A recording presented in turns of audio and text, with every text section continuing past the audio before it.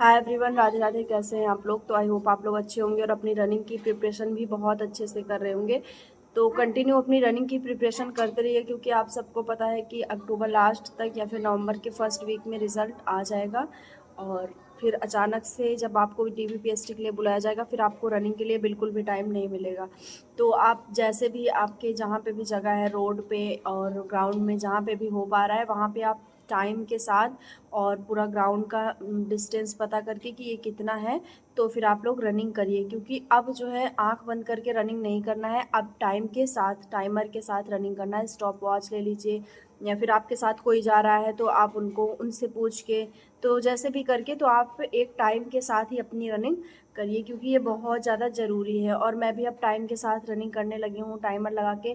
But जैसा कि आप लोग सीज़न देख रहे हैं और थोड़ा बहुत मतलब एक बॉडी जो है सुबह रनिंग के बाद एकदम उसमें गर्म हो जाती है, उसमें गर्माहट रहती है, और फिर अचानक से आके फ़ैन में बैठ जाना या फिर कुछ ठंडा चीज़ खा लेना, तो इस वजह से आपकी तबीयत बहुत ज़्यादा ख़राब हो सकती है, जो कि मेरी हो चुकी है। तो अगर तबीयत आपकी डाउन हो जाएगी तो फिर आपकी रनिंग जो है वो स्टॉप हो जाएगी। आप चाह के भी रनिंग नहीं कर पाएंगे, और आपका जो इतना बना बनाया स्टेमिना रहता है वो डाउन हो जाएगा, आपकी इम्यूनिटी डाउन हो जाएगी, और फिर दोबारा से आपको इंक्रीज़ करना पड़ेगा।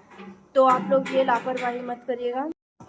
तो स्टॉप वॉच के साथ आप रनिंग स्टार्ट कर दीजिए। और बहुत सारे लोग मुझसे पूछ रहे थे कि दीदी आपका कितना मतलब क्वेश्चन है, आपका टाइमिंग क्या आ रही है रनिंग में, 2400 मीटर रनिंग कर रही हैं या उससे कम। तो मैंने आप लोग को पहले भी बताया था कि मैंने 2400 मीटर रनिंग करना स्टार्ट कर दिया है। मतलब अब मैं पूरा डेली 2400 मीटर रनिंग करती हूँ। हालांकि रनिंग करते हुए बीच में बहुत बार ऐसा होता है कि आपके पैर जो है बहुत ज़्यादा दर्द होने लगते हैं, बहुत ही आपको लगता है कि अब बस यहीं पे रुक जाएं, आप इससे आगे एक भी कदम ना चलें। लेकिन आपको रुकना नहीं है, क्योंकि अगर आप वहीं पे रुक जाएंगे तो आपकी डेली की हैबिट हो जाएगी कि आप दौड़ेंगे और फिर आप वहीं बीच में रुक जाएंगे। तो रुकना नहीं है, आप अपने माइंड को ऐसा बना के रखिए कि बस थोड़ी दूर और, बस थोड़ा और बढ़ना है, उसके बाद हम अपने मतलब पूरे डिस्टेंस को कवर कर लेंगे। तो बहुत सारी गर्ल्स ऐसी होंगी जिनको ये प्रॉब्लम हो रही होगी कि रनिंग करते करते बीच में एकदम थकावट हो जा रही होगी, या फिर बहुत ज़्यादा दिक्कत आ रही होगी, और उनका टाइमिंग भी बहुत ज़्यादा आ रहा होगा। हालांकि मैं आपको बता दूं तो आज मेरा टाइमिंग भी बहुत ज़्यादा आ गया है। मतलब आज मैं 16 मिनट कुछ सेकंड में जाके अपने डिस्टेंस पे पहुंची, केवल और केवल तबीयत की वजह से। मेरा मतलब मेरी बॉडी ऐसी हो गई थी कि मैं बिल्कुल भी रनिंग करने की हालत में नहीं थी, बट मैंने कहा कि मैं स्किप नहीं करूँगी, क्योंकि पिछले दिनों में भी स्किप हो जाता है, और फिर हर 3-4 दिन के बीच में अगर स्किप होने लगेगा तो प्रॉब्लम हो जाएगी। इसलिए मैंने स्किप नहीं किया। और मैं जब गई वहाँ पे तो बिल्कुल भी वार्म अप करने के बाद मेरा मतलब बिल्कुल भी ऐसा नहीं हो रहा था कि मैं रनिंग करूँ सर्दी की वजह से। और सांस भी जो होती है, आपको पता है कि जब कोल्ड हो जाता है तो कफ वगैरह से आपकी सांस भी टूटने लगती है, सांस ज़्यादा फूलने लगती है। तो ये सारी चीज़ें थी, बट मैं वहाँ पे जाने के बाद मैंने किया और मेरे टाइमिंग बहुत ज़्यादा आ गई है। बल्कि इसके पहले जब मैं रनिंग करती थी तो मेरी टाइमिंग परफेक्ट होती थी, बट इस बार मेरी टाइमिंग आज मतलब बहुत ज़्यादा आ गई है। तो शायद कल भी मेरी टाइमिंग ऐसे ही आए, या फिर कल मैं ना जाऊँ रनिंग, अभी देखते हैं क्या होता है। क्योंकि तबीयत जो है वो बहुत ज़्यादा, तो अगर आप लोग भी ऐसे रनिंग वाले फेज़ में हैं तो आप बिल्कुल भी अपनी तबीयत के साथ लापरवाही मत करिएगा। बिल्कुल भी ऐसा कुछ मत करिएगा कि आपकी तबीयत डाउन हो जाए, क्योंकि अगर एक बार ख़राब हो जाती है तबीयत, फिर रनिंग को कवर करना बहुत मुश्किल हो जाता है, बहुत ज़्यादा मुश्किल हो जाता है। आपको जैसे आपका डेली का जो कंटिन्यूटी है, मतलब आप लगातार जा रहे हैं और फिर बीच में गैप हो जाता है, तो फिर बहुत ज़्यादा दिक्कत होती है, बहुत ज़्यादा उसको इम्प्रूव करने में दोबारा आपको फिर से उतनी ही मेहनत करनी पड़ेगी, फिर से डबल मेहनत करनी पड़ेगी। और मैं एक चीज़ बता दूं कि एक लोग, दो लोग पूछ रहे थे कि आप फ़ोन लेके जाती हैं या स्टॉपर्स। तो मैं आपको दिखा देती हूँ कि मैं ये छोटी सी स्टॉप वॉच है। इसमें आपको यहाँ पे होगा रीसेट का, आपको यहाँ पे लगा के और इसको 0 0 पे कर लेना है। उसके बाद फिर यहाँ से स्टार्ट कर देना है, तो ये आपका यहाँ पे काउंट स्टार्ट हो जाएगा। यहाँ पे आप देख रहे होंगे जहाँ 3 2 3 समथिंग ऐसा कुछ लिखा है, तो यहाँ पे आपका स्टार्ट हो जाएगा। और इस फिर आपको जैसे आपने 1 किलोमीटर रनिंग कर ली है, आपको मतलब डिस्टेंस का आइडिया हो जाएगा ना कि आपने 1200 मीटर रनिंग कर ली है। तो आप कोशिश करिए कि 1200 मीटर जो आप रनिंग कर रहे हैं वो लगभग 6 से 6:30 के बीच में हो, तभी जाकर जाकर आपका एक परफेक्ट टाइम निकल के आएगा लास्ट में, वहाँ तक पहुँचने तक, मतलब लास्ट तक पहुँचते पहुँचते। और जो बिगनर्स होंगी, जो अभी स्टार्ट किए होंगे, तो उनका तो मेरे ख्याल से कि 8 से 9 मिनट भी आ रहा होगा। तो कोई बात नहीं, परेशान होने की बात नहीं है। जब आप प्रैक्टिस करती रहेंगी तो आपका एकदम टाइमिंग परफेक्ट आ जाए। तो ये सारी चीज़ें हैं जो कि मेरे साथ अभी हो रही हैं, और देखते हैं कि ये तबीयत का खेल कब तक चलता है।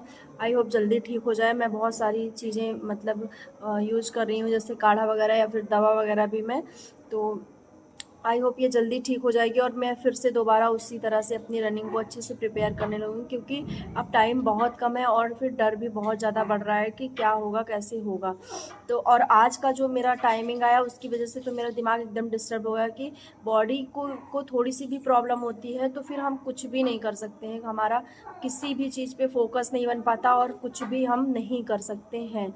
और दूसरी चीज़ मैं बता दूं कि जो आप लोग पूछते हैं कि आपका नंबर कितना है, आप बताती नहीं हैं, तो मैंने नंबर के लिए पूरा एक लॉन्ग वीडियो बना दिया था। आप मेरे चैनल पे आप लोग देख सकते हैं, मैंने पूरा उसमें एक्सप्लेन कर दिया था आपको।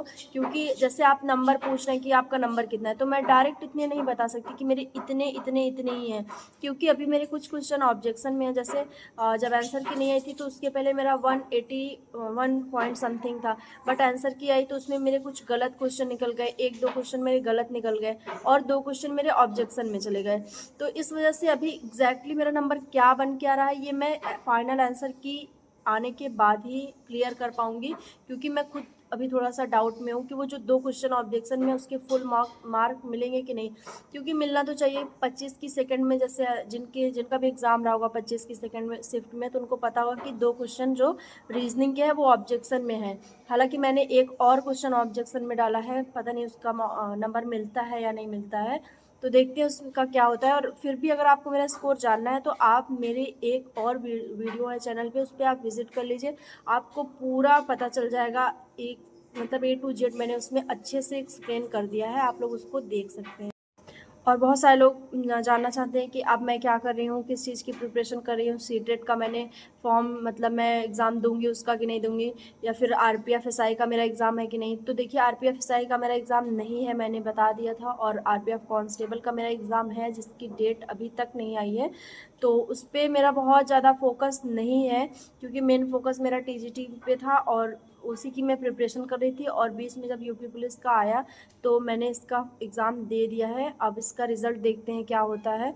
आई होप इसका रिज़ल्ट अच्छा ही हो, तो ये तो बाद में पता चलेगा। लेकिन TGT PGT का जो फॉर्म है वो 2022 में फिल हुआ था, यानी कि 2 साल पहले उसका फॉर्म फिल हुआ था और उसका एग्ज़ाम अभी तक नहीं हुआ है, ना ही कोई खबर है। उड़ती उड़ती खबर आती है कि जनवरी में उसका एग्ज़ाम हो जाएगा, कि उसके आयोग के अध्यक्ष बन गए हैं, जो एक ग्रुप होता है वो पूरा बन गया है।